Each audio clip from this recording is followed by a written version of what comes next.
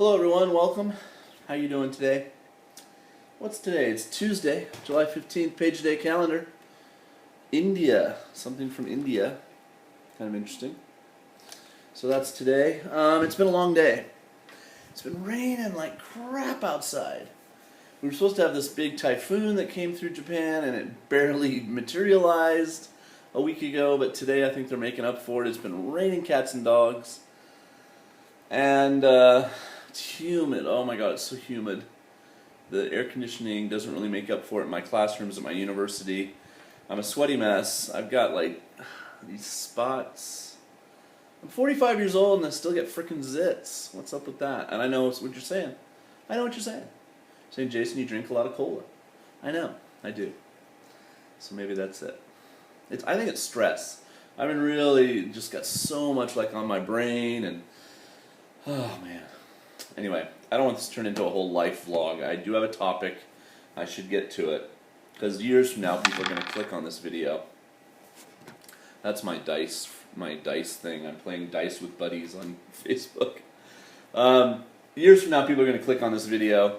A couple years from now or something, just because of the topic and just want to watch an interesting video. And they're just going to get me rambling on about my life this week. So, alright, I'm eating a few Sour Patch Kids. Somebody nice enough in England sent me a bunch of English snacks, so I've been sharing these with my students as they come into my office here. But one thing I posted on my Facebook page, again, if you're not on my Facebook page, you miss out on a few things. I post there more often, obviously, than I post videos, and I just post links. I try to keep it Japan-centric, and of course every now and then it's a little Jason-centric. But one thing I posted was this article that appeared on GaijinPot, which is really trying its hardest to broaden the scope of its writers and have something more to say. And the article is titled the same thing this video is titled. And let me just scroll up here on it. Why can't Japanese people speak English? Provocative title. Obviously wants you to click, and I did, and I reposted it on my Myargonauts on FB Facebook page, and I've gotten some good comments on my Facebook page. There's over 100 comments on the GaijinPot page, and people really sounding off on all different aspects of why they think Japanese people can't speak English. Now, interestingly enough, when I first posted it on my Facebook page, I said, the obvious rebuttal to this is Japanese people can speak English. I teach at a university. Many of my students speak English very well. I'm surrounded by staff members. The president of my university speaks English amazingly well.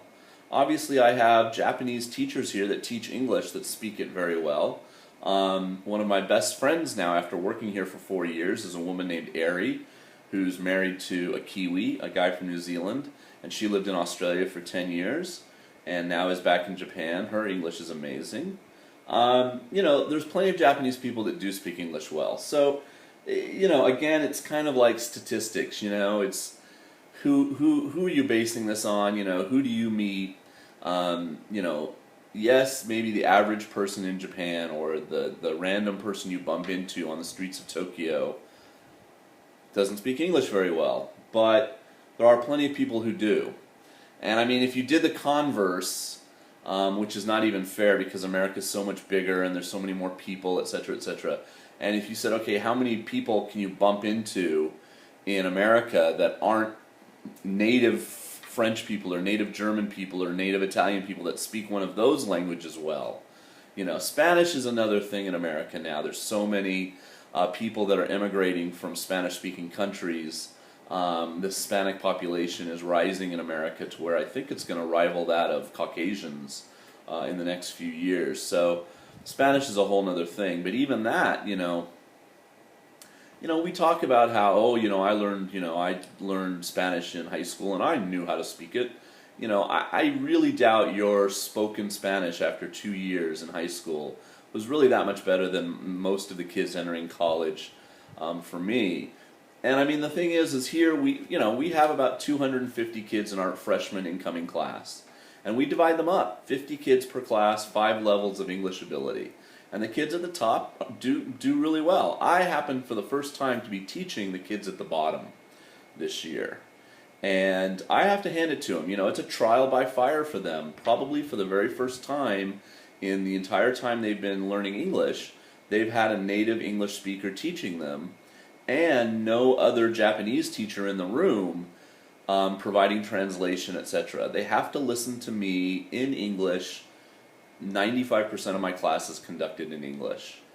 I, of course, do speak Japanese occasionally, and if they come to my office and they really need to speak to me, I'll speak a mixture of Japanese and English to them if they have an issue or a problem. But the class itself is in English, and they seem to you know, knuckle down and get with it, and the majority of them will pass.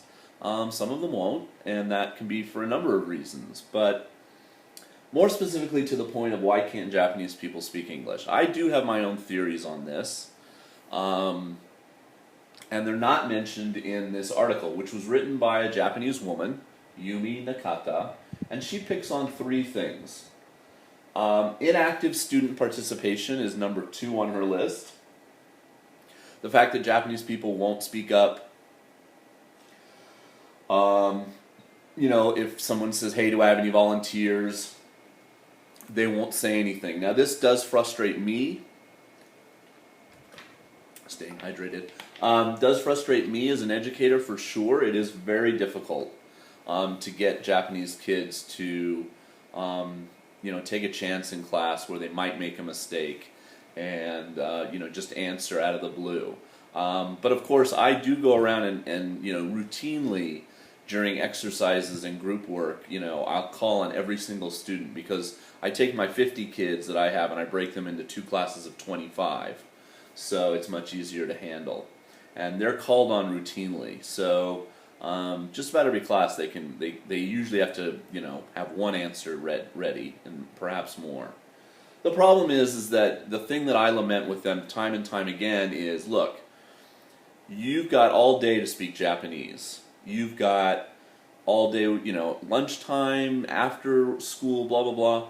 In this 45 minutes that I get with you, really try to speak English. Specifically, when I say, okay, look, here are the 3, I call them the early bird questions. Here are the 3 questions to get us going, you know, get our conversation going. And they're simple questions like, what did you do yesterday? What are you going to have for dinner tonight?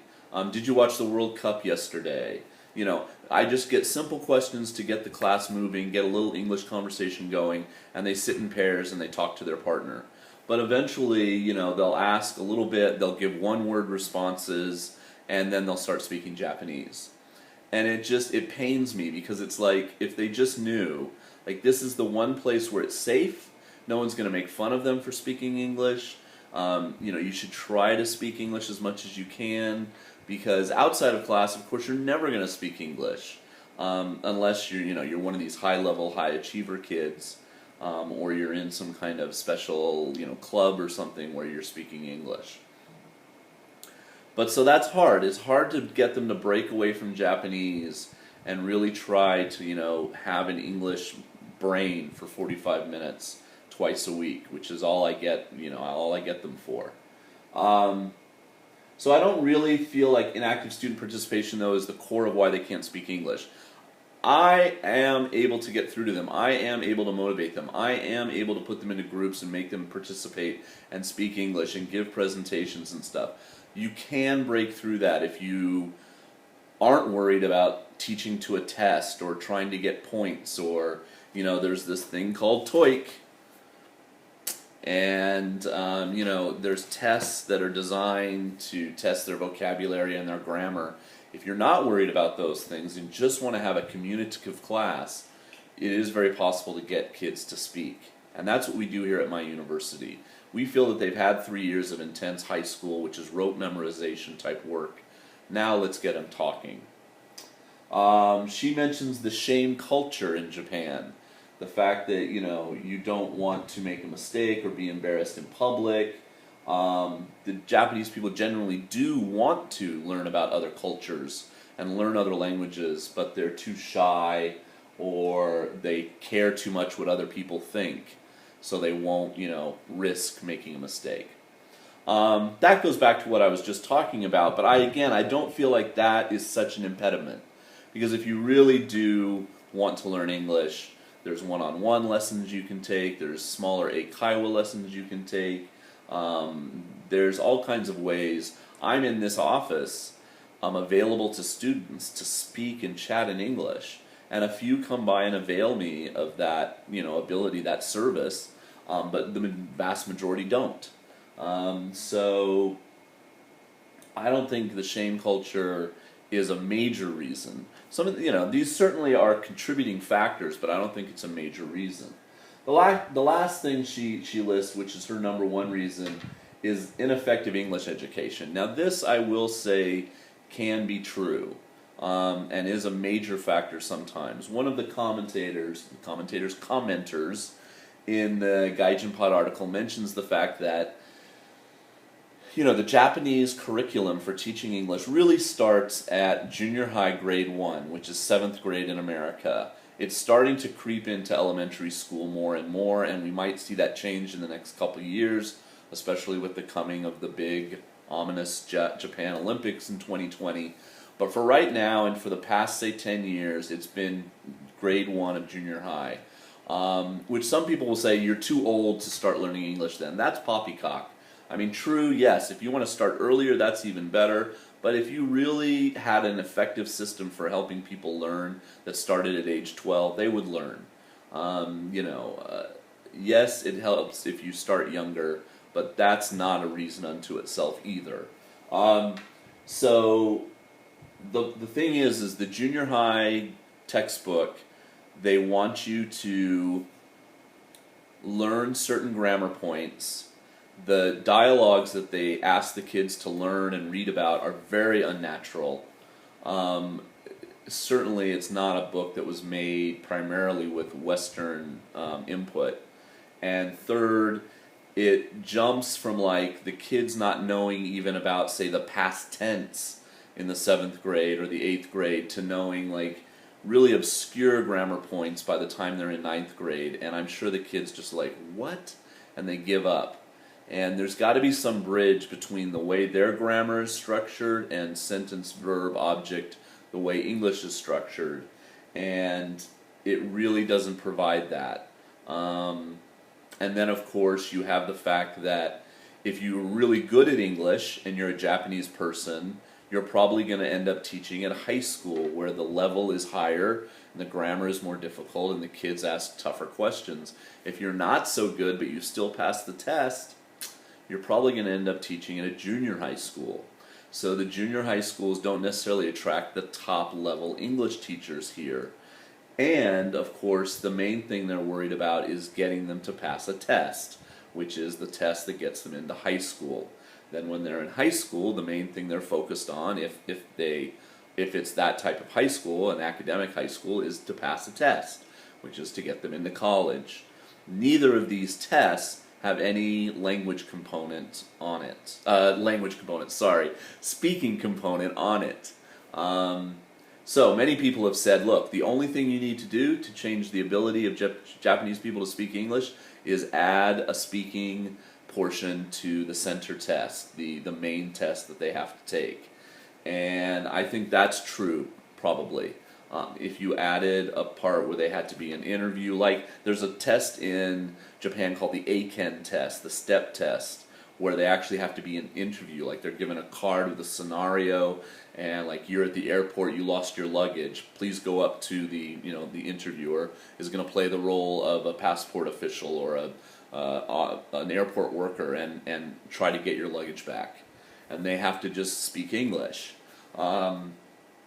These kinds of things would go a long way toward getting that. There'd be an emphasis on that more so than maybe reading and writing, which is and some listening, which is the main thing now. Other people in the comments gave all kinds of things going abroad. The fact that they never have to use English, the fact that all the media here, unlike a lot of other foreign countries perhaps that import media from, say, the West, from America perhaps, Japan has such a healthy and robust J-pop music scene, magazine publishing scene, manga, novel, every conceivable type of topic that you would want to read about. You can do it in Japanese. There's no hard reason for them to learn English to consume media. With the exception of wanting to watch, American movies or listen to One Direction or something, in the native language. But just like Americans, I worked at video stores for years in America. Tons of Americans go, I don't want to read subtitles. Where's the dub version?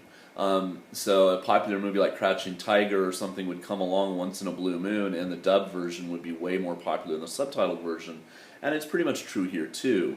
I'm sure Frozen in Japanese way outperformed Frozen in English with subtitles. Now that's a kids movie and not fair, but even movies like with Johnny Depp or Tom Cruise or adults, probably the dub version is more widely seen, like Harry Potter, the series or something.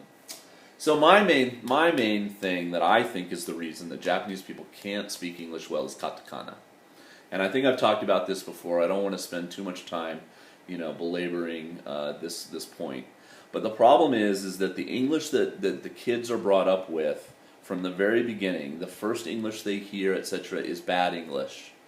It's English based on, the fact that the Japanese try to shoehorn all of English into this other alphabet that they have and this pronunciation style. So the kids grow up hearing English, and English is all around them, but when they go to pronounce it or when it's said on news programs, it's said in such a bad way. It resembles nothing like regular English, and it lays a foundation early for just horrible pronunciation and them not being able to be understood when they're speaking. Every Japanese consonant is paired with a vowel. So you end up getting kids, they see a word just like A-N-D or B-E-D, and, or bed, but they can't do that final D without a vowel. So they end up saying ando, beddo, and I could go on and on. And this is part of katakana. And, the RL thing, the guy that just won, I think was captain of the German World Cup team, his name is written in katakana with, an R-A katakana, but his name is actually L-A-H-M or something. So, it's, they just, from the very get-go, if I say the word McDonald's, kids don't understand what I'm talking about because it's McDonald's in Japan, If I say hamburger, like an American, hamburger, it's if I say Harry Potter, it's just not the same and as what they are used to, and they think they're hearing English and speaking English. But the problem is, of course, if they go to a foreign English-speaking country, it's very hard for them to understand. Now, I've developed skills over time where I can slow my, my pace down, speak more calculated. I instantly on the fly in my brain take out any idioms or large words and replace them with simple English, and I can have decent conversations with Japanese friends and Japanese students.